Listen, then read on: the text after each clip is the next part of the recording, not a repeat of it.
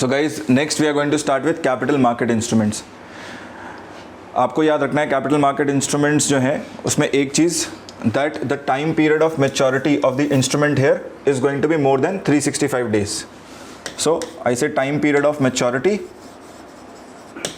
of the instrument has to be more than 365 days. It cannot be less than this, right? Because it is present in capital market and we know capital market में जो है long term funds raise किए जाते हैं, long term के लिए funds raise किए जाते हैं, इसीलिए investment का जो maturity period होगा वो भी लंबा ही रहेगा, right? Now under capital market we have both sets of instruments. अगर मैं कंपैरिजन ड्रॉ करूँ सिंपल टर्म्स में, majorly in money market we have dept instruments prevailing, but in capital market we have both sets of instruments that prevail, dept also and equity market instruments also. I am starting first with dept market and then I will gradually move on to equity market. ठीक है, तो हम इससे शुरुआत कर रहे हैं डेप्ट market instrument से. Now one of the major डेप्ट market instruments that you get to hear about, over which there have been quite a lot of questions also asked by UPSC in prelims, is your government securities. So government securities एक बहुत major instrument है यहाँ पर debt market में capital market का. ठीक है, so within the capital market under debt instruments, so capital market और capital market में debt market का one of the major instruments is government securities. Now if you remember guys, government securities on the basis of time period can be divided into two parts, है ना. दो तरह की government securities हो सकती हैं time period के basis पर. एक है हमारे पास short term government securities and the second one is long term government securities. तो हम यहाँ पर किसकी बात कर रहे हैं? See this is capital market, time period has to be more than 1 year, so I am talking about long term government securities. हम यहाँ बात कर रहे हैं लॉन्ग टर्म गवर्नमेंट सिक्योरिटीज की. शॉर्ट टर्म कहाँ आएंगी? Short term government securities they are part of money market instrument only. ठीक है, so long term government securities also called as dated securities. इन्हीं को हम कहते हैं डेटेड सिक्योरिटीज, राइट. और इन सिक्योरिटीज पर डेट डली है, राइट. यहां पर आपको नंबर ऑफ डेज से जो है काम नहीं चलेगा. You will have to mention the entire date itself because the time period is going to be necessarily more than 1 year, right. So long term government securities और dated securities they are one of the major instruments of डेप्ट market under capital market instruments. ठीक है, now remember one thing, that government securities are more like acknowledgement of debt of the government. They are an acknowledgement of debt of the government. सरकार के debt का एक acknowledgement है, right? And these securities, long term government securities especially, they can be issued by both center as well as state government.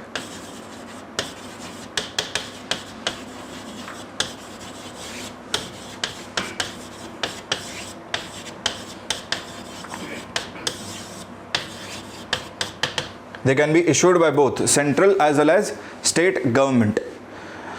Now remember that long-term government securities or even government securities to that extent, they are considered to be one of the most secured forms of investment, है ना. इनको हम safest form of investment के नाम से भी जानते हैं. So they are considered as safest form of investment. And they are regarded as gilt-edged investments. इन्हीं को नाम दिया गया है gilt-edged investments. Gilt मतलब as good as gold, right? Gilt-edged investments. तो safe और secure क्यों है? दो reasons हैं इसके, right? पहला तो this instrument is in the form of bond. This instrument is in the form of bond. And secondly, the bond is being honored by the most secure entity, right? The bond is being honored by government itself.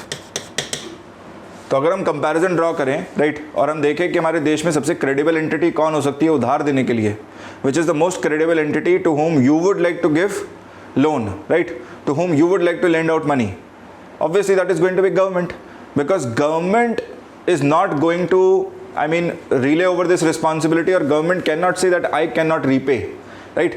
अगर सरकार ऐसा कह देगी कि भाई हम ही repay नहीं कर सकते, इसका मतलब इकोनॉमी शैम्बल्स में है ना, वहाँ पर आपके पास इन्वेस्टमेंट आएगी ही नहीं ऐसे सिनेरियो में, right? So these bonds are being honoured by the government, that is why this is considered to be one of the most secured forms of investment, ठीक है? अब ये तो हुआ इंस्ट्रूमेंट के बारे में, all the stories regarding the instrument. Next we come to the trading aspect. So सबसे पहले बात करते हैं रेगुलेट की, है ना? So which part of the market is regulated by whom? So remember, government securities market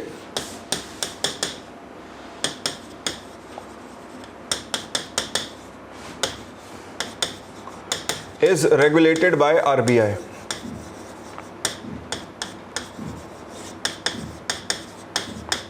is regulated by RBI. तो regulator कौन है यहाँ पर?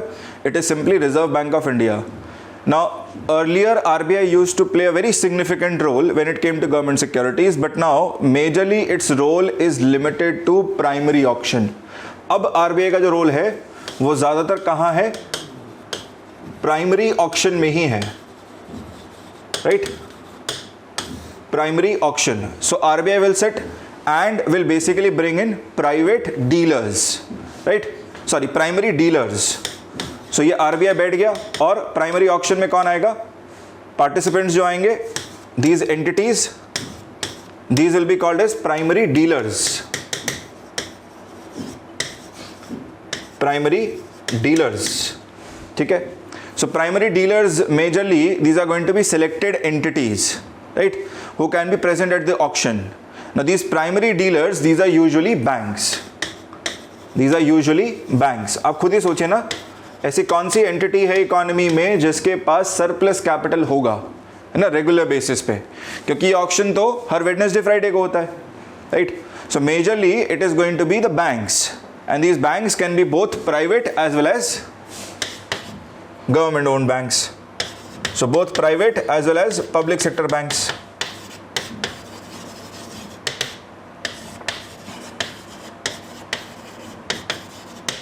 Both public and private sector banks, हर तरह के बैंक्स यहाँ प्रेजेंट है. Can subsidiaries of a bank also come in to the auction? Yes they can. तो आप समझिए सब्सिडरीज जो होती हैं बैंक की वो भी आ सकती हैं, वो भी पार्टिसिपेट कर सकती हैं मार्केट में, राइट? सो ये तो हो गया हमारा प्राइमरी ऑक्शन, राइट? जो प्राइमरी लेवल पर गवर्नमेंट सिक्योरिटीज जो है वो ऑक्शन की जाएंगी RBI के द्वारा, जिसमें बैंक्स ऑक्शन प्रोसेस में पार्टिसिपेट करेंगे, बोली लगाएंगे और जो हाईएस्ट बिड करेगा उसको बेसिकली मिल जाएगा, right?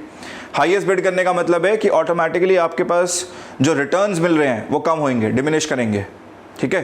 So yield of government securities is going to decrease, right, as banks bid more aggressively. Simple सा फंडा है, जितना ज़्यादा कैपिटल होगा इकोनॉमी में उतना ही अग्रेसिव रहेंगे बैंक्स, राइट? हर बैंक कहेगा कि भाई मैं भी खरीदूं, right? So automatically as the bid higher the yield of government securities is going to decline, ये कम होता चला जाएगा, राइट? नेक्स्ट आता है हमारे पास इसमें secondary market. So secondary market में क्या है? Secondary market is available for everyone, right?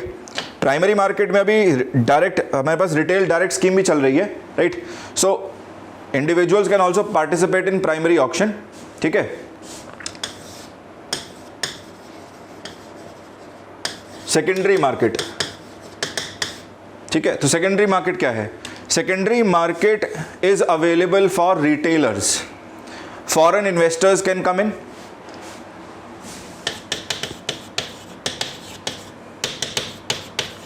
Foreign investors can come in here, right? Then your individuals can come in. Insurance companies can come in.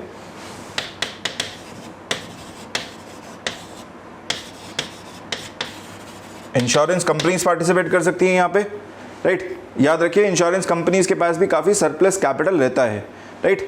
So insurance companies, your foreign investors, they are going to play a major role in government securities secondary market, ठीक है?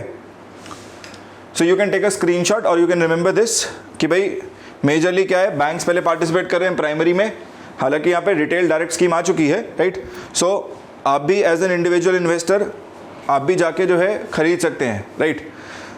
Secondary market is available for all the retail investors, right. So यहाँ पर आपके foreign investors आ सकते हैं, insurance companies आ सकती हैं जो कि गवर्नमेंट सिक्योरिटीज़ में निवेश करना चाहें, ठीक है। ओके, सो गाइज ये तो हुआ हमारा, this was our very first instrument, long term government securities और dated securities. Next I take you to the second instrument. Next चल रहे हैं हम सेकेंड इंस्ट्रूमेंट की ओर, which is our inflation indexed bonds, IIBs। इसी को शॉर्ट में हम कहते हैं IIBs, इन्फ्लेशन इंडेक्स्ड बॉन्ड्स।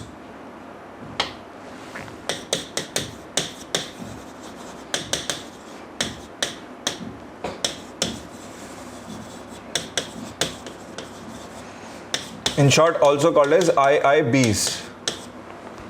अब ये क्या है, right, what are IIBs? So remember, IIBs are also bonds issued by the government only. These are also bonds issued by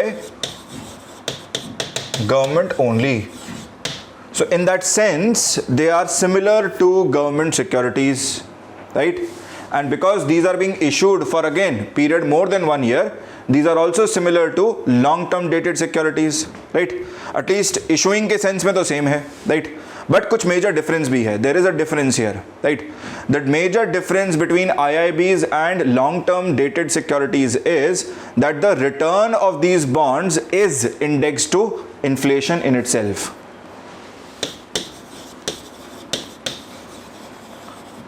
The return of these bonds is indexed to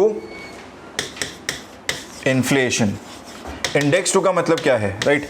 index to का मतलब ये है कि जो भी हमारे पास rate of inflation होगा economy में, राइट, मान लीजिए 6%, 7%, उसी के हिसाब से वो बॉन्ड जो है रिटर्न जनरेट करेगा, ठीक है। So the return of these bonds is indexed to inflation only, which means you can say that it is dependent upon inflation. It is dependent upon inflation. अब दिमाग में एक चीज आ रही होगी कि सर मतलब इन्फ्लेशन से लिंक करने का क्या पर्सपेक्टिव हुआ, है ना, इससे क्या फायदा मिलेगा? अब मैं आपको एक सिंपल सा कंपैरिजन देता हूं, ठीक है। Let's compare inflation index bonds and let's compare it with government securities. So एक तरफ मान लेते हैं हमारे पास गवर्नमेंट सिक्योरिटीज हैं और दूसरी तरफ हमारे पास, है ना, ये भी लॉन्ग टर्म डेटेड सिक्योरिटीज हैं। These are dated securities, ठीक है, और इस तरफ है हमारे पास let's say inflation index bonds, IIBs, ठीक है। Now let's say within the economy, as an investor I have purchased both. मैं एक इन्वेस्टर हूं और मैंने क्या किया है, मैंने जो है दोनों में ही निवेश कर रखा है, ठीक। तो मैं क्या एक्सपेक्ट करूं मार्केट से, मैं क्या एक्सपेक्ट करूं इन दोनों से, right. So in government securities the rate of return is fixed. जब हम खरीद रहे हैं वहीं पर डे 1 पे हमें बता दिया गया है कि इसका जो रिटर्न है वो फिक्स्ड है, right. So let me assume that my rate of return here, the rate of interest here is going to be 5%.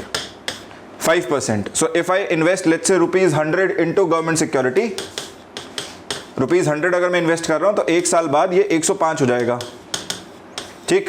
फिर उसके अगले साल ये प्रिंसिपल बन जाएगा, फिर दोबारा से 5% लगा के हम इसमें इंक्रीमेंट दिखा सकते हैं, राइट। लेकिन मान लीजिए एक साल के ही करके लेके देखें, right, let's do this for 1 year only. IIBs के केस में क्या होगा, IIBs में it is dependent upon rate of inflation, which means you are linking the return with the current situation of the economy, ठीक है। मान लीजिए कि भाई इकोनॉमी में रेट ऑफ इन्फ्लेशन जो है, the rate of inflation in the economy is somewhere close to 7%, 7% के आसपास है। मान लीजिए अभी करंट सिनारियो को देखें, right, so it is somewhere close to 7%। अगर 7% रेट ऑफ इन्फ्लेशन है और मैं 100 रुपये इन्वेस्ट कर रहा हूँ, आई एम इन्वेस्टिंग ₹100, राइट। आपको लगता है इस सिनारियो में एक साल बाद जब मुझे 105 मिलेगा, 105 is not sufficient enough to purchase goods that I could have purchased with 100। एक साल पहले 100 रुपये में जो आ सकता था, मान लीजिए 2.5 kgs ऑफ शुगर, वो 105 पे नहीं आएगा, वो अब 107 में आएगा because of rate of inflation, right. लेकिन मेरे पास तो इन्वेस्ट करने के बाद यहाँ पे 105 ही मिल रहा है, राइट। विच मीन्स अगर मैं रिटर्न्स देखूँ the returns are positive, right? But when I adjust them for inflation, I find that these returns are not exactly positive, है ना? हमें ये बढ़ता हुआ तो नज़र आ रहा है, लेकिन जब हम ये इन्फ्लेशन के लिए एडजस्टमेंट कर रहे हैं, राइट, तो मुझे तो यहाँ पे -2 नज़र आएगा, right? That ideally speaking this should have given me 107 so as to retain my level of consumption, लेकिन इसने मुझे दिया कितना? 105 only, right? So remember one thing, that government securities may give you positive returns but not positive real returns always, है ना? इनके जो returns हो सकते हैं वो negative real भी हो सकते हैं, right? Whereas if I invest into IIBs, right, because this is related to inflation, this is dependent upon inflation, it is bound to give me 107 rupees. जैसे जैसे इकोनॉमी का परफॉर्मेंस रहेगा उसके हिसाब से ही मुझे रेट ऑफ इन्फ्लेशन पर आधारित जो है मुझे पैसा वापस रिटर्न में मिलता रहेगा, राइट? अब निवेश के पॉइंट ऑफ व्यू से देखिए, right? Look at it from the point of view of investment. Why does a person invest, है ना? कोई भी व्यक्ति आज के दिन पर निवेश क्यों कर रहा है, राइट? फॉर एग्जाम्पल आपकी सैलरी 60,000 है, so you spend let's say 50,000 rupees monthly and you are able to save up 10,000 rupees, so you invest this 10,000 rupees for later. आप इसको आने वाले समय के लिए, बाद के समय के लिए निवेश कर रहे हो, ये सोच के कि भाई इसका कंजम्पशन बाद में होगा, राइट? सो आपका कैपिटल जो है रिटेन तो रहना चाहिए, एटलीस्ट जितना आपने स्टार्ट किया था वो रिटेन्ड तो रहना चाहिए. It should be able to counter inflation in the longer terms और not, right? So government securities at time they may fail to give you positive real returns always, but this will always give you positive real returns. Difference है दोनों में, ठीक है? ये केवल positive returns दे रहा है ना? लेकिन ये नेगेटिव रियल रिटर्न्स हो सकता है. रियल और नॉमिनल आई बिलीव आप रिलेट कर पा रहे होंगे. We have already studied this, right? That on the face of it may look positive. Nominal तो पॉजिटिव नज़र आ रहा है, लेकिन जब मैं रियल देख रहा हूँ तो रियल नेगेटिव नज़र आ रहा है. लेकिन ये क्या है? This will always give me positive real returns. So this is what I wanted to highlight, that IIBs will always give positive real returns to the investor no matter what happens, right? Now the entire story is based on which rate of inflation are we going to choose in order to give returns, है ना? हम कौन सा जो है index use करेंगे, है ना? ये रेट ऑफ इन्फ्लेशन यूज करेंगे to basically calculate the returns and in what manner it is going to be calculated. So let me take you to the next part, right? कि भाई IIBs जो हैं वो कितने तरह के होते हैं, right? So if you look at IIBs in Indian economy, we have introduced IIBs twice yet, right? The first set of IIBs were introduced back in the year 2013. तो पहले आए थे साल 2013 में, जो कि 10 साल के बॉन्ड्स थे, राइट? 10 साल में बेसिकली रिटर्न्स जनरेट करके कैपिटल वापस मिल जाएगा with interest. And the second category came out in 2014. Now 2013 IIBs they were linked to WPI. So यहाँ पर जो आपका rate of return है it is linked to WPI, Wholesale Price Index. अब logically सोचिए एक बार, राइट? सरकार कह रही है कि हम जो है IIBs लेके आएंगे. आपने कहा very good, inflation index bonds हमेशा हमको पॉजिटिव रियल रिटर्न्स देते हैं, राइट? एक्साइटमेंट आया इन्वेस्टर्स में. लेकिन सरकार ने क्या किया? सरकार खुद ही समझना भूल गई, राइट? कि भाई लिंक कर दिया WPI से, होलसेल प्राइस इंडेक्स से. And we know WPI is not going to give us a very correct assessment of inflation in the economy, right?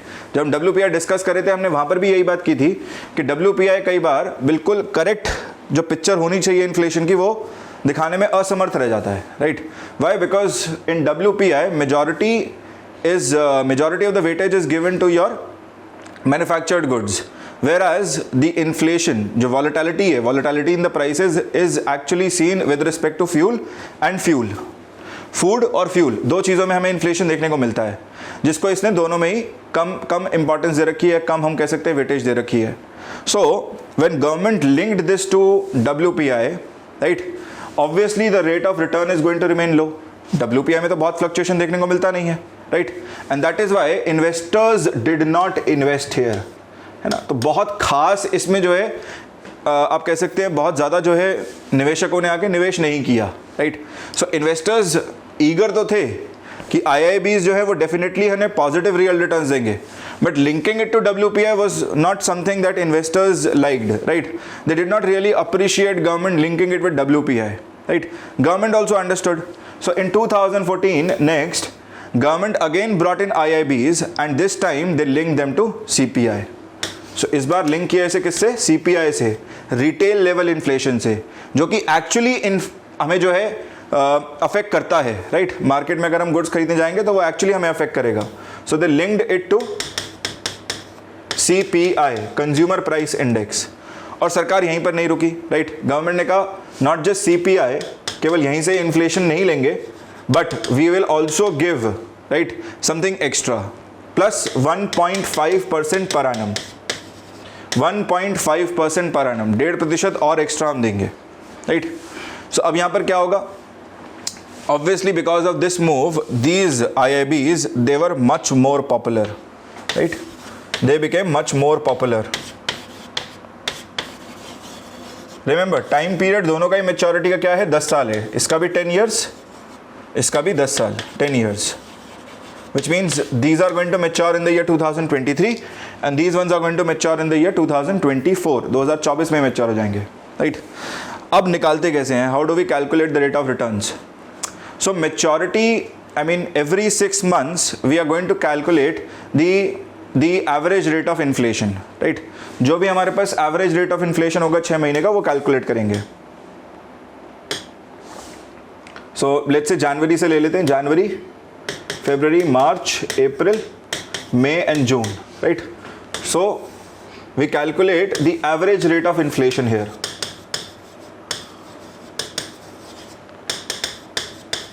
CPI में CPI यूज करेंगे और WPI में WPI निकाल लेंगे, right? So average rate of inflation हमने calculate कर लिया. मान लीजिए हम 2014 वाले के लिए कर रहे हैं तो CPI का एवरेज निकाल लिया हमने, right, for these first 6 months of the year. Now we will use this as interest, rate of interest. जो भी एवरेज निकला उसको रेट ऑफ इंटरेस्ट के फॉर्म में यूज करना है, राइट? और जो भी आपका प्रिंसिपल अमाउंट है उस पर अप्लाई कर दो, right? So P into R into T, right, divided by 100 मिल गया, right? So you get the interest amount के टर्म्स में. अब इस इंटरेस्ट को simply added to the principal, right?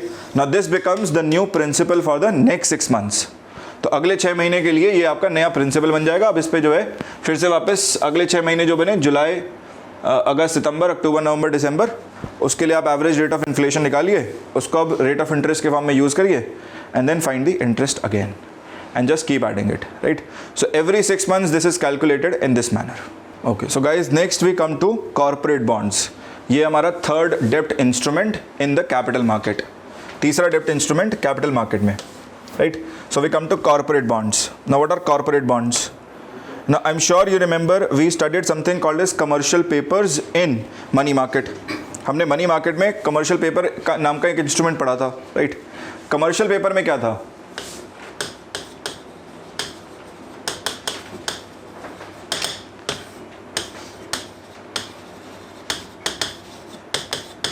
Commercial paper में a company was basically issuing bond, right, but with time period less than 1 year, right? What if I increase the time period more than 1 year? मान लीजिए मैं समय को और बढ़ा दूं, right? I increase the time period by more than 1 year, right? Then this will no longer be called as commercial paper. फिर इसको commercial paper नहीं कहेंगे, इसको क्या कहेंगे? This will now be called as corporate bond. So corporate bonds, they are similar to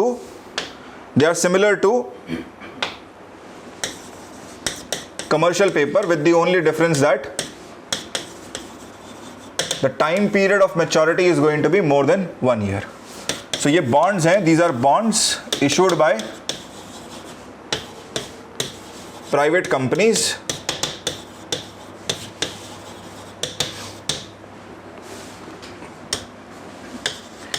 with time period of maturity more than 1 year.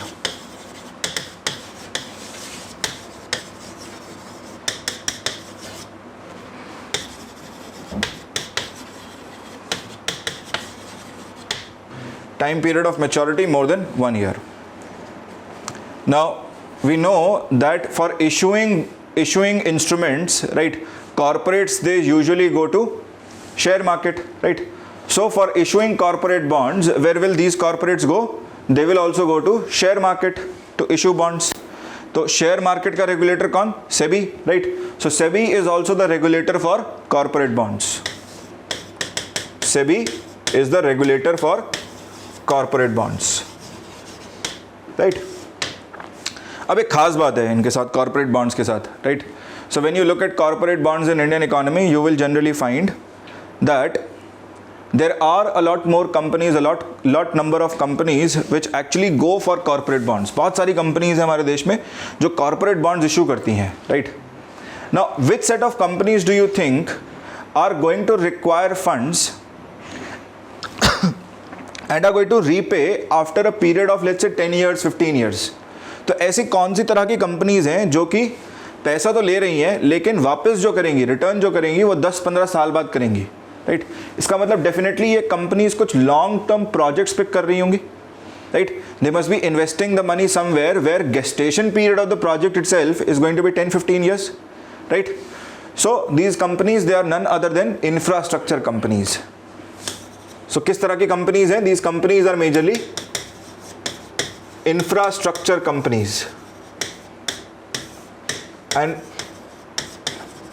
corporate bonds of infrastructure, some of the infrastructure companies is very famous, right? जैसे L&T है.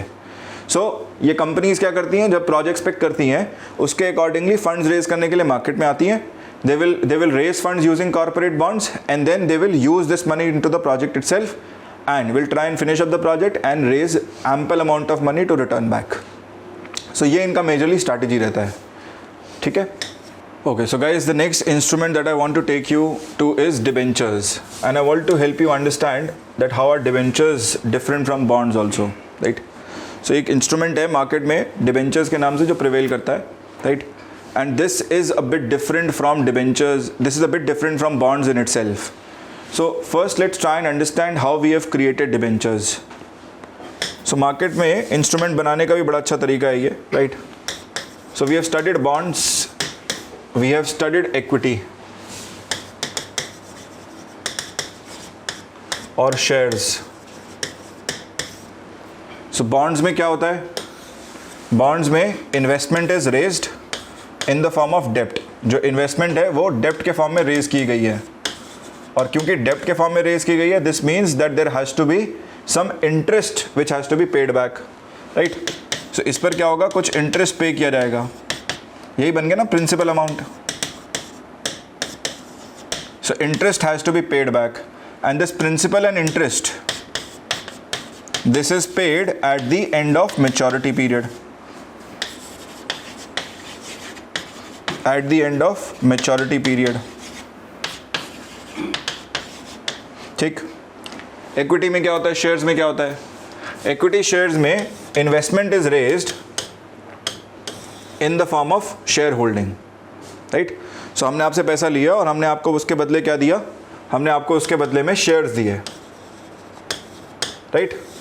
और shares क्या denote करते हैं? Shares denote that you have a share in the company. आपकी हिस्सेदारी है इस कंपनी में. You have partial ownership in the company, right? So you become a share holder, and according to the number of shares or according to your shareholding, you are entitled to be given some profits of the company. जो भी निश्चित समय में company जो है वो profits बनाएगी, उस प्रॉफिट्स में से कुछ हिस्सेदारी आपको देगी, जिसको हम कहते हैं डिविडेंड्स. Dividends, right? तो एक सिंपल सा क्वेश्चन दिमाग में उठता है कि सर डिविडेंड्स कितने समय में दिए जाने चाहिए, right? So SEBI actually mandates that a company has to bring its balance sheet at least once in a year. कम से कम साल में एक बार तो पब्लिक करनी पड़ेगी. जो भी लिस्टेड कंपनीज हैं उनको अपनी बैलेंस शीट बतानी ही पड़ेगी, और इसका मतलब ये है कि जो भी प्रॉफिट या लॉस होगा वो बताना पड़ेगा. और अगर प्रॉफिट हुआ है तो डेफिनेटली कंपनी जो है वो डिविडेंड्स डिक्लेयर करेगी, right? So dividends is something that comes as a regular payment. Dividends जो है वो अपने आप में एक रेगुलराइज्ड पेमेंट है, चाहे वो जीरो ही क्यों ना हो, राइट? अगर कंपनी लॉस बनाती है तो जीरो होगा, लेकिन एटलीस्ट डिविडेंड्स एक रेगुलर टाइप की पेमेंट है. It is not coming at the end of maturity period like this. इससे कंपेयर करें तो यहाँ पर तो इंटरेस्ट आपको एंड में मिलेगा, राइट? तो आपने इन्वेस्ट किया 15 साल के लिए, आप भूल जाइए capital. After the end of 15 years, now you will get your principal and interest back. Whereas here you regularly get these dividends, right? तो हमने क्या किया, we have basically picked up one feature from bonds and one feature from equity. ध्यान से देखना please. So we pick one feature from bond, right. Bond से हमने feature pick किया है this one. So in debentures, right, the investment is again raised in the form of डेप्ट. जो investment है वो अभी भी डेप्ट के फॉर्म में आएगा, right. And this is still going to be my principal amount. अब अगर प्रिंसिपल है डेप्ट के फॉर्म में रेज हो रहा है, obviously there has to be some kind of interest associated with it. So interest आ गया, बट डिफरेंस क्या है, we don't want to pay this, we don't want this interest at the end of maturity period. तो हम इसकी तरह नहीं चाहते, तो हमने इस फंक्शन को गिव अप कर दिया, इस फीचर को हमने गिव अप कर दिया. And we pick this feature, right, that dividends are being paid regularly, right. कुछ कंपनीज तो क्वार्टरली पे करती हैं, हर क्वार्टर में अपना प्रॉफिट डिक्लेयर करती हैं और फिर डिविडेंड्स देती हैं. कुछ कंपनीज हाफ ईयरली बेसिस पे पे करती हैं, right. And companies mandatorily have to pay it at least once in a year, तो एक बार तो देना ही है, राइट. सो हमने यही वाला फीचर पिक किया and on the basis of this interest will now be paid at least quarterly, half yearly और at the very least annually, right. और जब आप ये बना देंगे, when you make this where investment is raised in the form of debt with interest being paid quarterly or half yearly or annually, now this becomes a debenture. अब ये बन गया आपका एक डेप्ट इंस्ट्रूमेंट जिसमें इंटरेस्ट रेगुलरली पे of हो रहा है, right. So this is very different from a bond, right. This is in the form of a debenture. ठीक है. अब अगर हम कंपेयर करें, right, if I compare these three instruments, which one is more riskier, which one is going to give more returns? So risk के terms में अगर compare करें, right, the highest risk is associated with equity, then debenture and then the least is associated with bond, right. तो अगर risk के terms में लगाएं, right, highest to lowest, तो पहले आएगा इक्विटी या शेयर्स, फिर आएगा डिबेंचर और फिर आएगा बॉन्ड्स. अगर रिटर्न्स के टर्म में लगाएं, राइट, सो रिटर्न्स हाईएस्ट हमें मिलने की पॉसिबिलिटी है इक्विटी से, फिर डिबेंचर से और फिर बॉन्ड से, राइट. सो रिटर्न्स और रिस्क यहाँ पर डायरेक्टली प्रोपोर्शनल रहता है, राइट. इनफैक्ट ये मार्केट का एक तरह से एक रूल ही है that you can remember that in the market risk is directly proportional to return. Risk is directly proportional to return. जहाँ पर आपको रिस्क ज़्यादा दिखेगा, रिटर्न की पॉसिबिलिटी ज़्यादा है, राइट. और जहाँ पर आप रिस्क कम देखेंगे, लीस्ट अमाउंट ऑफ रिस्क, जैसे गवर्नमेंट सिक्योरिटीज़, तो वहाँ पर रिटर्न भी नॉमिनल रहेगा. ठीक है, रिटर्न भी आपका कम ही रहेगा. So we can say that in this way bonds are much more safer. Bonds अपने आप में सेफ हैं, right. They are more secured loans as in the case of a company going bankrupt. मान लीजिए एक ऐसी सिचुएशन है जहाँ पर एक कंपनी XYZ ने तीनों ही इंस्ट्रूमेंट्स इशू किए हैं. They have issued bonds, they have issued debentures and they have issued equity और shares, right. Now remember, if this company goes bankrupt, मान लेते हैं एक ऐसी सिचुएशन आई जहां पर ये कंपनी दिवालिया घोषित हो गई, this has become bankrupt. So in the case of bankruptcy, bond holders will be paid first, right. So bonds क्या है, अपने आप में सिक्योर्ड लोन्स हैं. बॉन्ड होल्डर्स जो हैं उनको पहले दिया जाएगा, राइट. फिर कुछ बचता है तो डिबेंचर होल्डर्स को, and then if something remains then to the equity. Logically speaking equity तक आते आते कुछ बचेगा ही नहीं, राइट. सो बॉन्ड्स और डिबेंचर्स फिर भी अपने आप में, राइट, ये सिक्योर्ड हो गए, ये अनसिक्योर्ड लोन्स हो गए. और जो इक्विटी है वो तो रिस्क के टर्म्स में it is one of the highest, right. Why? Because if the company goes bankrupt, then equity holders or shareholders, they have the least claim, right, least claim compared to bond holders or debenture holders. Next, let me help you understand what is convertible and non convertible bond. अब दो चीज़ें हैं, दोनों ही use करते हैं हम, convertible and non convertible bond and convertible and non convertible debenture. So let me write this first. Convertible and non-convertible bond, right. और दूसरा है convertible and non convertible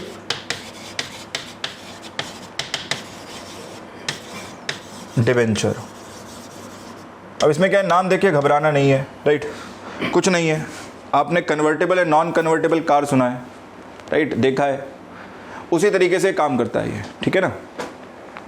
convertible car क्या हुई, राइट, कन्वर्टेबल कार जिसमें आप चाहें तो roof लगा दें और जब आप चाहें तो रूफ हटा दें, राइट।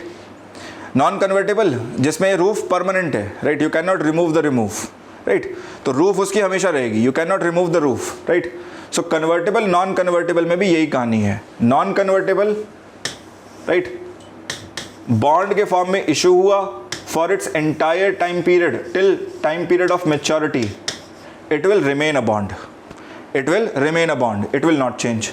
Similarly, non-convertible debenture में it was issued as a debenture for its entire time period till time period of maturity, will remain as a debenture, will not change its nature, right? इसके nature में, इसके form में कोई परिवर्तन नहीं आएगा।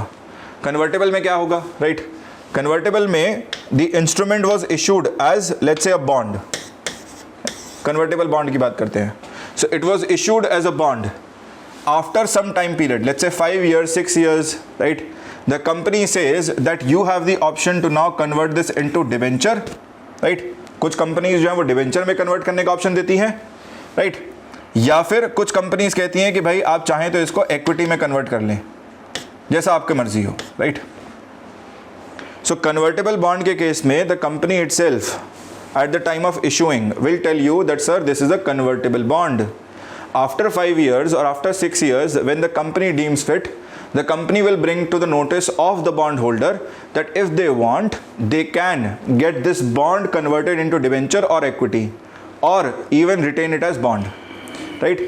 अगर आपको कंपनी पे भरोसा हो गया है, अगर आप चाहते हैं आपका निवेश जो है वो ज़्यादा रिटर्न्स दे दे, तो भाई आप जो है डिबेंचर के लिए भी जा सकते हैं, आप इक्विटी के लिए भी जा सकते हैं, राइट। कन्वर्ट करते ही आपका क्या हुआ, for example if you convert this into equity, now you become a share holder in the company, right.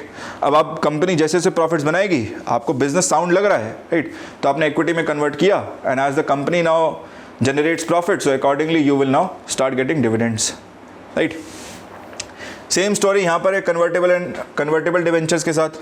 So the instrument is issued as a debenture, but after a certain period of time the company says that sir we give you the option that you can now convert this into equity, आप चाहें तो इसे equity में convert कर लें, आप चाहें तो इसे इक्वलेंट नंबर ऑफ शेयर्स में कन्वर्ट कर लें, right.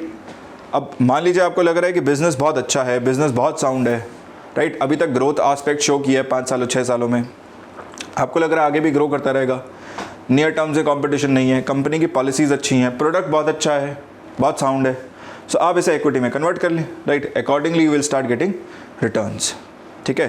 So convertible simple story है, right. The moment you see this convertible, the name convertible written, remember these are instruments which may begin as a bond और a debenture and at a later stage can be converted into debenture और equity, right, जिनको बाद की stage में हम जो है debenture या इक्विटी में कन्वर्ट कर पाएँ। नॉन कन्वर्टेबल में ऐसा कोई फीचर अवेलेबल नहीं है, they can not be converted into any other instrument, they will start as bond, end as bond, they will start as debenture and will end as debenture. Now on the face of it, right, if you compare these two, मान लीजिए आप जो है comparison करने बैठे convertible और non convertible bond का या कन्वर्टेबल और नॉन कन्वर्टेबल डिबेंचर का, राइट। सो हम एक एग्जांपल से इसको समझते हैं। लेट्स से हमारे पास एक कंपनी है XYZ, ठीक है, ये XYZ कंपनी कह रही है कि सर हम कन्वर्टेबल बॉन्ड्स इशू कर रहे हैं and we are also issuing non-convertible bonds. ये दोनों ही चीज़ें इशू कर रहे हैं, राइट, दोनों ही तरह का इन्वेस्टर इन्हें चाहिए, कन्वर्टेबल बॉन्ड्स भी इशू कर रहे हैं, कन्वर्टेबल नॉन कन्वर्टेबल बॉन्ड्स भी इशू कर रहे हैं, right. So which instrument do you think will have a higher rate of interest, right. Company day 1 पे बताएगी ना कि भाई सर इसका रेट ऑफ इंटरेस्ट ये है, X है, और मान लीजिए इसका रेट ऑफ इंटरेस्ट Y है। तो एक सिंपल सा एक्सरसाइज सोचिए, बताइए कि भाई रेट ऑफ इंटरेस्ट जो है X और Y में से कौन सा हायर देखने को मिलेगा, राइट। मैं रिटर्न्स की बात नहीं कर रहा हूँ, I am not talking about returns. हम एज एन इन्वेस्टर जब खरीदने जाएंगे राइट। तो हम जब कंपनी का जो इंस्ट्रूमेंट का जो फीचर है वो सब बताया है उसने, राइट, वहाँ पर हमें कौन सा रेट ऑफ इंटरेस्ट ज़्यादा प्रॉमिस करेगी। So in out of the two instruments where do you think the company will promise a higher rate of interest in convertible और नॉन कन्वर्टेबल? 2 सेकंड लीजिए, सोचिए आराम से, right, take your time, pause करना चाहे pause कर दीजिए, सोचिए आराम से बैठ के कि कहाँ पर कंपनी जो है हमें ज़्यादा जो है रिटर्न प्रॉमिस करेगी। So I believe guys now you must have figured it out, है ना, and the answer which is going to have a higher rate of interest where company would promise a higher rate of interest is going to be non convertible bonds. So non convertible bonds में company जो है वो ज़्यादा rate of interest promise करेगी, है ना। So आपको on the face of it नज़र आएगा कि y is greater than x, right. और company higher rate of interest क्यों प्रॉमिस कर रही है? Company higher rate of interest rate इसलिए प्रॉमिस कर रही है because in non convertible bonds there is no feature to later converted into debentures और in the form of equity. जबकि यहाँ पर क्या है, आपके पास एक एक्सटर्नल फीचर अवेलेबल है, एक एक्स्ट्रा कुछ आपको मिल रहा है, राइट। तो इसको बेचने के लिए कंपनी को ज़्यादा मेहनत नहीं करनी पड़ेगी। That is why company would not declare a higher rate of interest here. जबकि यहाँ पर कंपनी जो है higher rate of interest promise करेगी क्योंकि यहाँ पर इन्वेस्टर के पास ऑप्शन नहीं है कि वो इसे बाद में इक्विटी या डिबेंचर के फॉर्म में कन्वर्ट कर ले, ठीक है। चलो okay, so guys next we come to equity market of the capital market. सो नेक्स्ट जो हमारा टॉपिक है वो है equity market under the same heading capital market only. So instrument here will have a time period more than 1 year and the investment will be raised in the form of equity, not in the form of debt, exactly, right. Now under equity market we have both sets of markets available here. We have primary market where sale of new equities will take place, and we also have secondary market where sale of existing equity in the market will take place, right. I'm starting with the primary market first. So primary market में one of the very first instruments that we have is IPO, initial public offering. IPO, initial public offering, ये है इसका full form, right?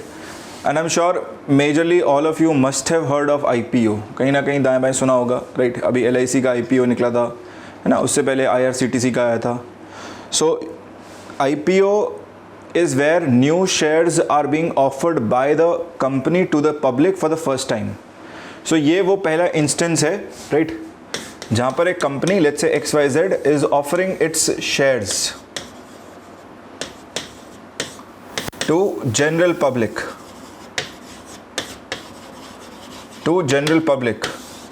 right? So new shares are being offered to the public for the first time by the company itself. And remember, the company, a single company can go for IPO only once on a stock exchange. एक company एक stock exchange पर केवल एक ही बार IPO के लिए जा सकती है. सिंपल सा फंडा ये है कि आप एक जगह पर एक मार्केट में एक ही बार जो है उसको इंट्रोड्यूस कर सकते हैं, तभी उसे IPO कहेंगे. अगर आप बाद में दोबारा करना चाहें then it will not be called as IPO, it will be called by some other name, right? So a company can go for IPO only once on a stock exchange. एक stock exchange पर, for example Bombay stock exchange की बात करें तो company एक ही बार IPO लेकर आ सकती है, राइट. अगर इसके बाद लाना चाहे, है ना, आप ये दिमाग में सवाल आ रहा होगा, क्या can a company not sell its shares, new shares again after IPO? It can. एक कंपनी जो है IPO के बाद भी अपने नए शेयर्स लेके आ सकती है, लेकिन उसे फिर IPO नहीं कहेंगे. It will not be called as IPO, then it will be called by some other name. आएंगे भी उस पर, right. Now there are certain preconditions which a company has to satisfy before it can release its IPO, right? So remember, the regulator for the share market here is SEBI. So SEBI has laid down certain conditions. SEBI कहता है कि सबसे पहले आप मेरे पास आएंगे, right? You will come as a company, you will come to SEBI, right? And you will have to go through all the checklist of the SEBI ones. Only then SEBI would allow the company to issue IPO, initial public offering in the market, right? So the company here will have to present its balance sheet, right? It will have to present its model of business, its profitability, right? How it intends to make profit in the future. So ये सारी चीज़ें जो है ना, ये कुछ mandatory documents हैं जो सेबी के मानक है, स्टैंडर्ड्स हैं, जिनको कंपनी को फुलफिल करना ही पड़ेगा, तभी जो है कंपनी IPO के लिए जा सकती है, ठीक है. So company will first, present all these documents, and then the company will get listed on the stock exchange, right? For example, let's say Bombay Stock Exchange, तो company यहाँ पर list होएगी Bombay Stock Exchange पर, right? And the company can get listed only once, and thereby on one stock exchange a company can go for IPO only once. Now we understand, okay, that once the company has submitted all the documents, then it has a green signal to go for IPO, right? But इस IPO में एक बहुत major role play किया जाता है underwriters के द्वारा. So a very major role in helping the company come out with its IPO is played by underwriters here. Underwriters. So ये क्या entities हैं? See, underwriters, if we look at abroad, right, if we look at developed economies, Japan, US, Europe की अगर हम बात करें, सो वहाँ पर ये अंडरराइटर्स और कोई नहीं, ये केवल आपके इन्वेस्टमेंट बैंक्स ही हैं, right? So in other countries you will find these underwriters are nothing but your investment banks. जैसे आपने बाहर के देशों में एक नाम सुना होगा, सॉफ्ट बैंक, है ना? SoftBank is an investor in Uber, it is an investor in Ola, it is an investor in Zomato, Swiggy, इन सब में इन्वेस्टर है, राइट? सो ये इन्वेस्टमेंट बैंक्स क्या करते हैं? निवेश करते हैं एक कंपनी में, एक बिजनेस में, उसके बहुत नेसेंट स्टेज पे, एक बहुत अर्ली स्टेज पे, right? So these investment banks only will play the role of underwriter. Underwriter is that entity which is going to advise the company. ये क्या करेगा? सलाहकार की भूमिका निभाएगा, कंपनी को सलाह दे रहा है कि भाई आप जो है अपने शेयर्स इस फॉर्मेट में लेके आइए, आप अपने शेयर्स इस प्राइसिंग पे लेके आइए, आप अपने शेयर्स इस टाइमिंग पे लेके आइए, right? So all of this advice comes from underwriters only, and that is why I am saying that a very major role is played here by underwriters, right? So on behalf of IPO issuer, they are also one of the major risk takers here, है ना? आप खुद सोचिए, मान लीजिए हमने company खोली XYZ company. So an investment bank has placed its trust in me and has given me money at a very initial stage, right? For me to expand my operations, for the company to become big. Ab, when it is time now, right? For example, when the company is saying that I want to go to the market, तो market से पैसा उठा के सबसे पहले किसका loan चुकाया जाएगा? किसको वापस पैसा मिलेगा? The money has to be paid off to the investors here, right? और इन्वेस्टर्स कौन है? ये इन्वेस्टमेंट बैंक्स ही हैं. सो इन्वेस्टमेंट बैंक्स और underwriters are the ones which are taking risk on behalf of IPO issuer, right? अगर हम India की बात करें, in India we don't have much of investment banks, right? So India में it is commercial banks only which play this role.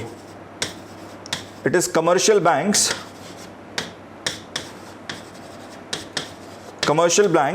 Which are going to play this role. सो भारत में commercial banks ही हैं जो basically companies को पैसा देते हैं, right, डेप्ट के फॉर्म में. सो बाहर के देशों में हमें इन्वेस्टमेंट बैंक्स या मर्चेंट बैंक्स दिख सकते हैं, right? Domestically we will find that these are commercial banks only in India. Now they are the ones who are going to help the company to take important decisions like what should be the price of IPO, है ना? कि price क्या होना चाहिए, क्योंकि price band बड़ा important है, right? Price अगर बहुत लो डिसाइड कर रहे हैं देन लॉस मेकिंग प्रोपोजिशन हो जाएगा, कम दामों में शेयर बेच दिया जाएगा, राइट? बहुत हाई रहेगा price, then also there is a chance that investors might not be interested in buying the shares of the company, right? So it cannot be too high, it cannot be too low, it has to be optimum in itself. So price of the IPO, timing of the IPO, right? Understanding the psyche of the investors,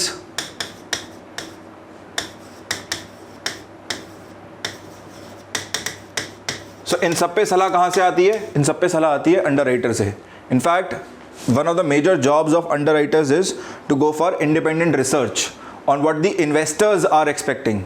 अगर इन्हें बहुत अच्छा idea लग गया कि investors की क्या expectation क्या है इस कंपनी से, राइट?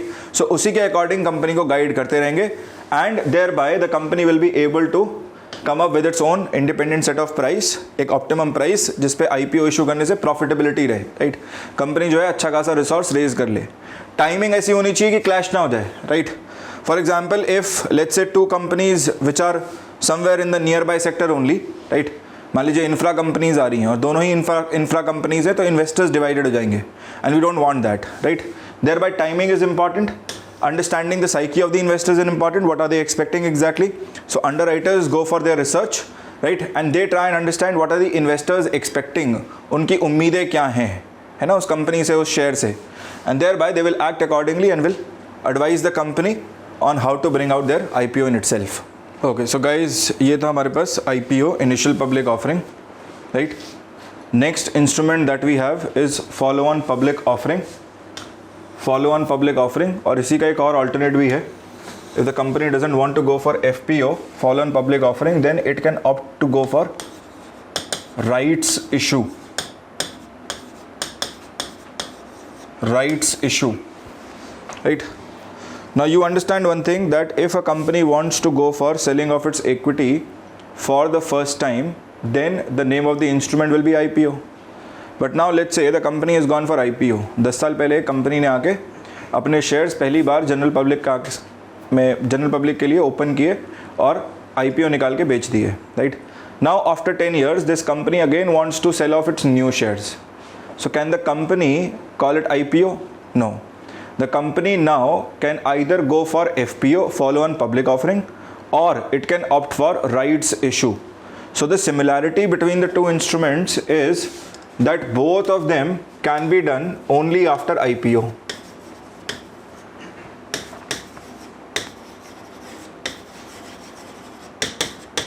ये दोनों ही इंस्ट्रूमेंट्स IPO के बाद लाए जाते हैं कंपनी के पास, right.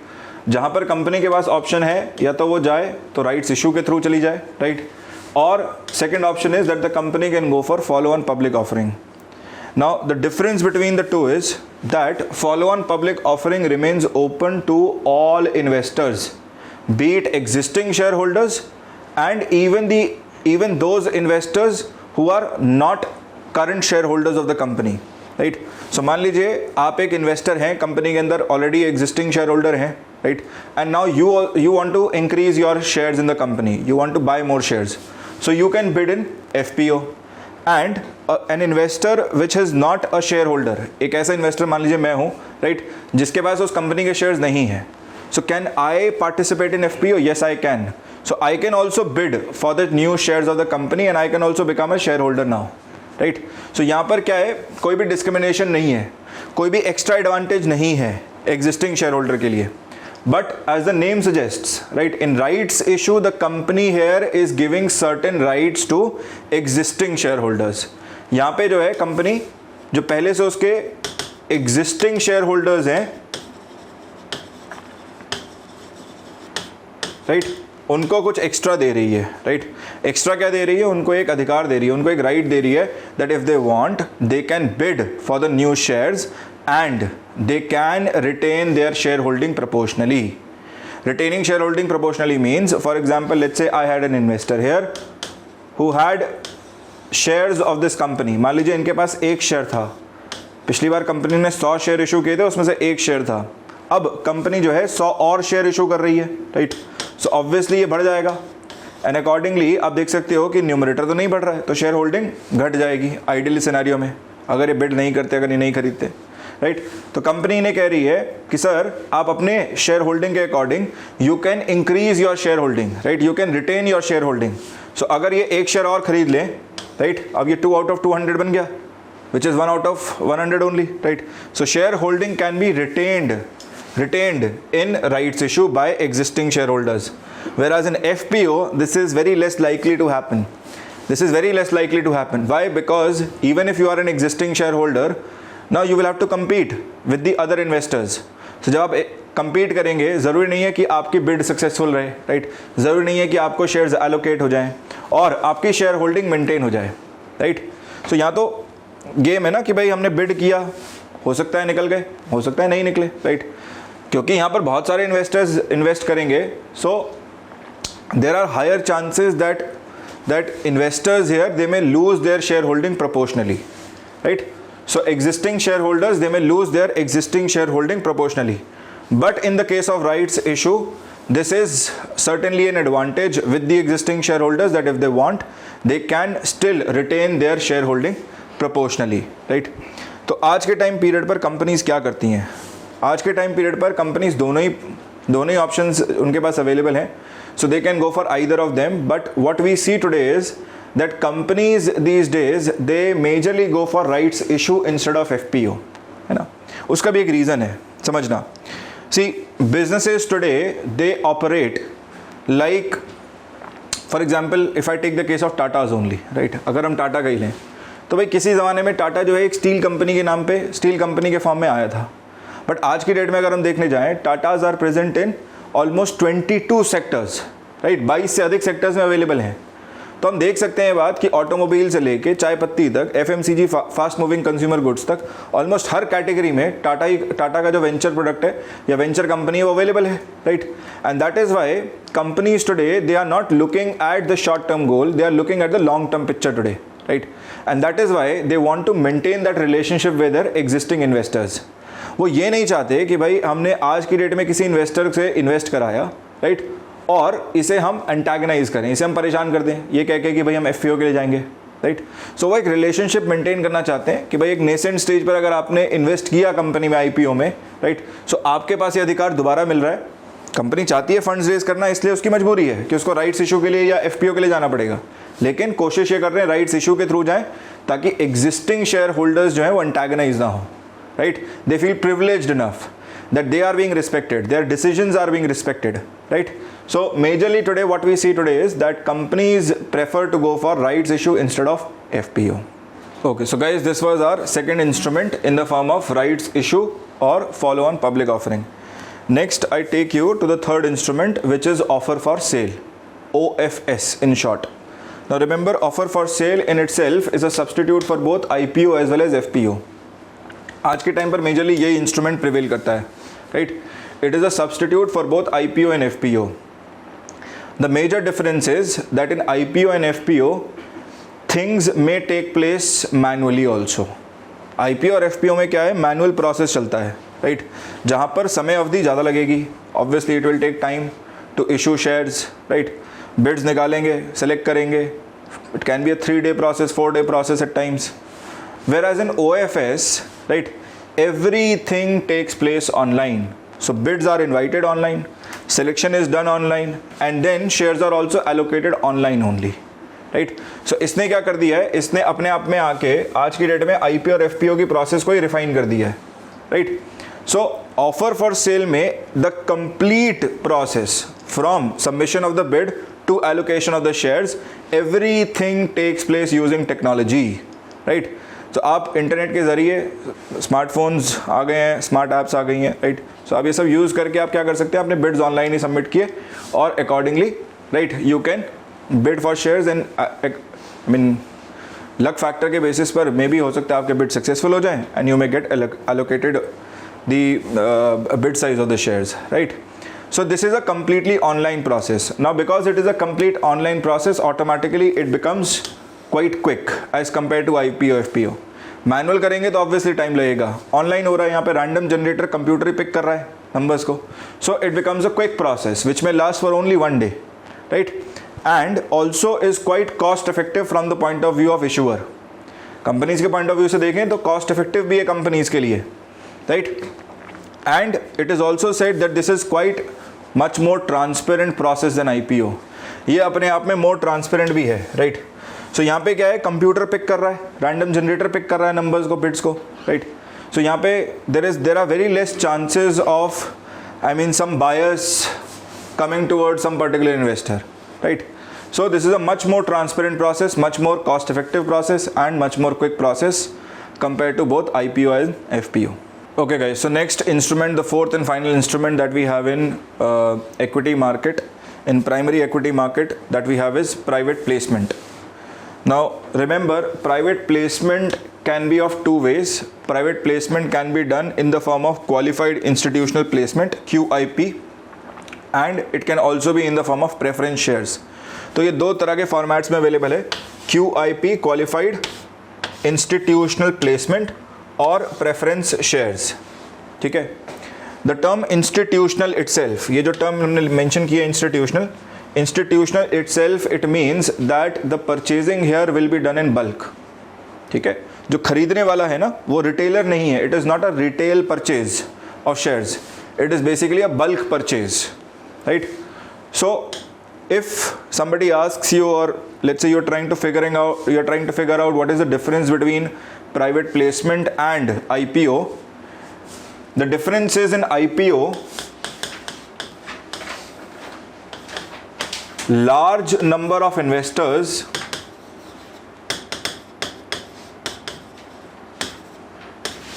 contribute small amounts of money.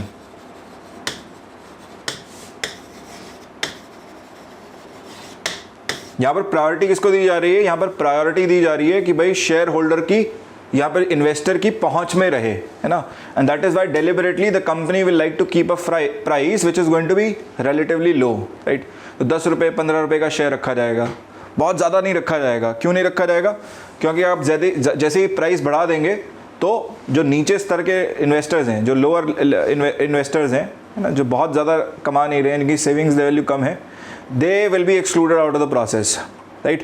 So in IPO, deliberately the prices are kept low, thereby large number of investors they contribute smaller amount of money, है ना. सिंपल सा है ना कहानी. इन्वेस्टर को आप I मान लो, अमाउंट ऑफ मनी जो एक पर शेयर प्राइस हुआ उसे P मान लो.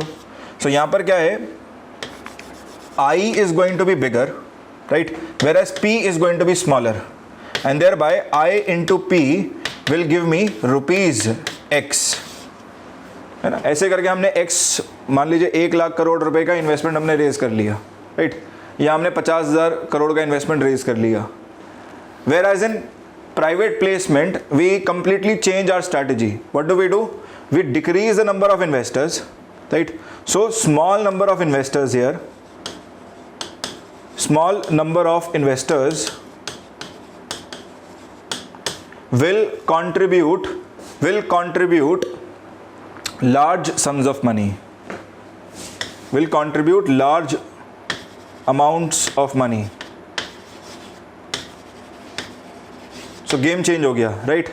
अब यहाँ पर क्या है, I की वैल्यू बड़ी हो गई, so I increases whereas P, right, sorry, I की वैल्यू घट गई, I decreases whereas P increases, right? And if I multiply, अगर मैं इसे multiply करूँ I into P, या I dash ले लो इसे, I dash P dash. So if I multiply I dash into P dash, it is still rupees X. It is still rupees X, है ना. तो अभी भी हमने 50,000 करोड़ रुपए रेज कर लिए, लेकिन कैसे किया है? By increasing the share price, and thereby I want now very less number of investors, right? And thereby that is why I am saying this is a qualified institutional placement. हम यहाँ पर क्या कर रहे हैं? बल्क परचेजिंग करा रहे हैं, है ना.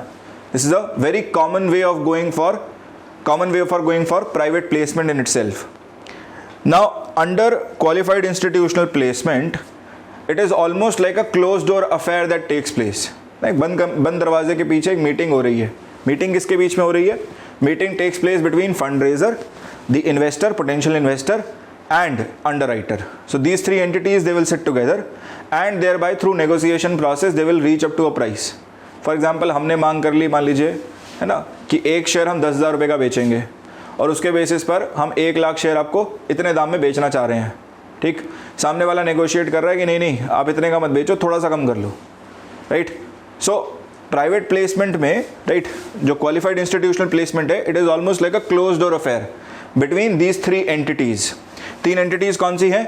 We have company, we have underwriters and big investors, right. And that is why this process is not going to be transparent. इतनी बात तो तय है कि भाई ये प्रोसेस जो है अपने आप में ट्रांसपेरेंट तो नहीं होगी, right, but it is going to be highly cost effective for the company. Company को सिंपली कुछ इन्वेस्टर्स से मिलना है और फिक्सेट करके इनको प्राइसेस के बेसिस पे शेयर्स एलोकेट करने हैं. So it is going to be highly cost effective for the company and also time effective for the company. बहुत कम समय लगेगा इसमें, right. So it is cost effective, it is time effective, but it is very less likely to be transparent, ठीक है. तो ये हमारे पास क्वालिफाइड इंस्टीट्यूशनल प्लेसमेंट. अच्छा, इसमें टर्म में ही we understand the meaning of the word institutional. Qualified का भी मतलब है यहाँ पे, राइट. क्वालिफाइड का मतलब ये है entities which have expertise in financial market, है ना. जैसे फॉर एग्जाम्पल अब आप हो गए, so you have watched this lecture, you now understand different set of instruments. So you also have an expertise in financial markets. At least आपको basics तो बताने की जरूरत नहीं है कि भाई शेयर्स क्या होता है या प्राइवेट प्लेसमेंट क्या होता है, IPO क्या होता है ना. So entities which have an expertise in financial markets, they are generally the ones participating here, right. जैसे आप देखो यहाँ पे अंडर राइटर्स बैठे हैं, बिग इन्वेस्टर्स बैठे हैं और कंपनी बैठे हैं, right. So these entities themselves they do have an expertise, they know what is happening here, right. जबकि अगर हम IPO की बात करें तो लोग, बहुत सारे लोग ऐसे इन्वेस्टर्स हैं जो बिड कर रहे हैं, right, but they still don't know how it is operating, right. For example, if you ask a lot of investors investing in our share markets in India, right, at times people do not even know the basics of the company. उनको पता ही नहीं company की profitability क्या है, उन्हें पता ही नहीं company जो है किस तरह का बिजनेस आगे करने चाह रही है, राइट. बट ये है कि they get influenced by word of mouth, by other people nearby, and thereby they have bid for the shares, right. इसीलिए कहते हैं कि शेयर मार्केट में ड्यू डिलिजेंस यूज़ करिए, है ना. अपना एक बार रिसर्च करके देखिए इंडिपेंडेंटली कि भैया कंपनी क्या स्टैंड क्या है, where does the company stand in terms of whether you should invest in the company और नॉट, ठीक है. सो क्वालिफाइड इंस्टीट्यूशनल प्लेसमेंट में we have small number of investors contributing large amount of money in the form of a close door affair. Cost effective है, time effective है, but less transparent. The second way in which private placement can be done is your preference shares. अब ये बड़ा interesting है, preference shares. Preference shares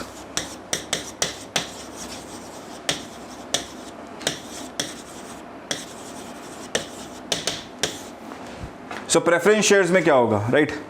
सी preference shares में, for example, I open a company XYZ company,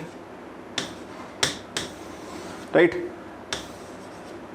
So I can issue two sets of shares. One are going to be my general shares which I can sell it to the general public, and the other is going to be my preference shares. नाम से ही समझ में आ रहा है, preference shares, right?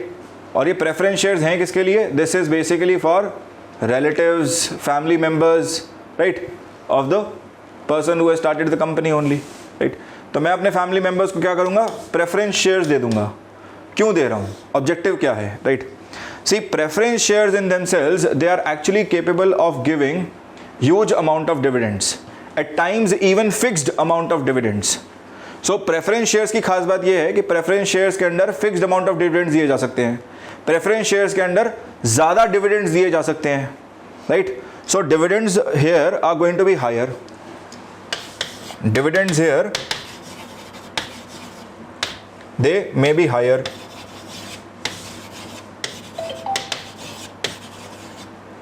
and can even be fixed at times.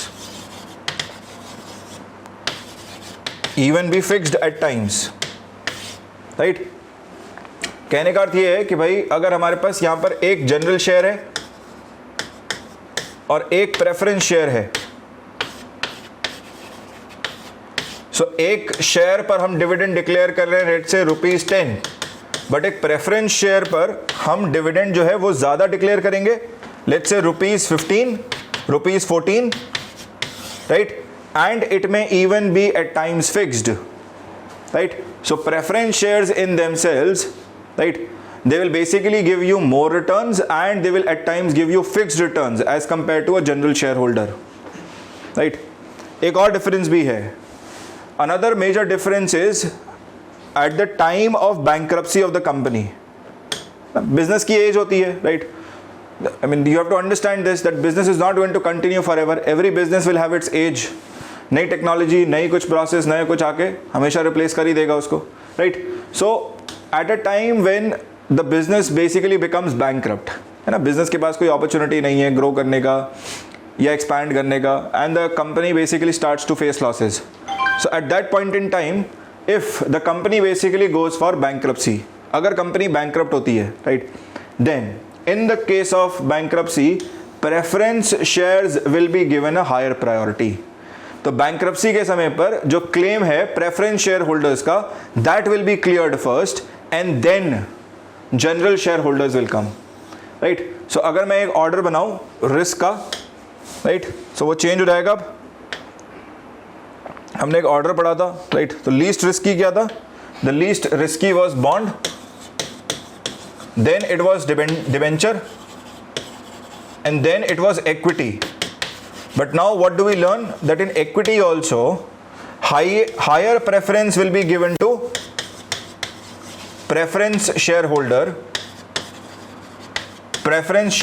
because their claim will be cleared first, and then general shareholders claim will be heard.